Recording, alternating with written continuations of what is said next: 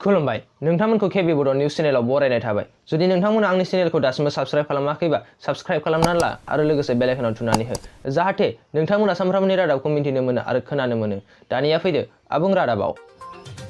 गिबियावनो दङ माइक्रसफ्टनि गायसनगिरि बिल गेट्स आरो बिनि बिसि मेलिन्डाया सानैजों जुदा जानो थिरांथा लायो। 1994 मायथाइयाव बिसोर सानैजों हाबा जादोंमोन आरो बिनिनो हाबानि 27 बोसोर उनाव गावसोर सानैजों गारलायनो थिरांथा लायो। टुइटारनि गेजेरजों बिथाङा फोरमायथिदों दि गोबां रायलायनाय आरो जोंनि सोमोन्दोआव खामानि मावबोनायनि उनाव जों जोंनि हाबाखौ फोजोबनो थांखि लायो। थांनाय 27 बोसोराव जोंनि 3 गथ'फोरखौ खांनानै गिदिर खालामदोंमोन। जों मोनसे फाउन्डेशनबो खालामदोंमोन जाय गासै बुहुमावनो मोजां देहा आरो मोजां जिबननि थाखाय खामानि मावो।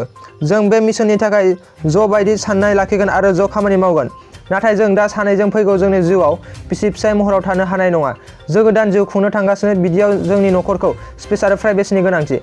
नैथियाव दं इन्डियाया इटालीनिफ्राय अक्सिजेन जेनेरेशन प्लान्ट आरो भेन्टिलेटर्स मोनदों। समबारखालि इटालीनिफ्राय मोनसे फ्लाइटआ कर'नानि बांनायाव इन्डियाखौ मदद होनो थाखाय अक्सिजेन प्रडाक्शन प्लान्ट आरो 20टा भेन्टिलेटर्स लाबोनो होफैयो।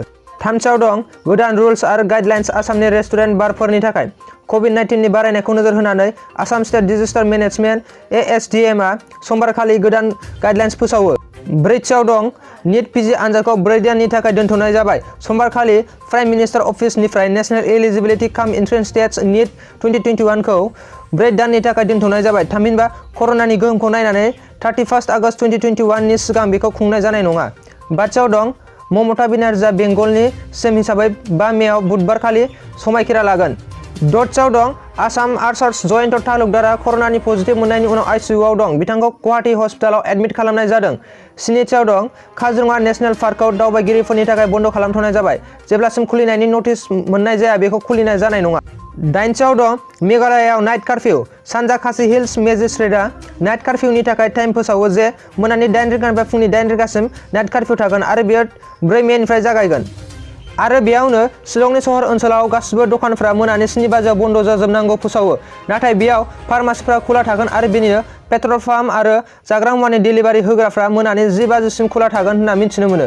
आरो बेनिनो गासिबो अफिसफोरा बेलासिनि 4:30 रिंगायाव बन्द' जाजोबनांगौ होनना फोसावो। गुथियाव दं आसामाव मैयासिमाव गासै 4,489 कर'नानि गोदान केस मोननाय जायो आरो बेनिनो सा 20 थैयो। होमबा दिनैनि रादाबा एसेनोसै। गोजोन्थों।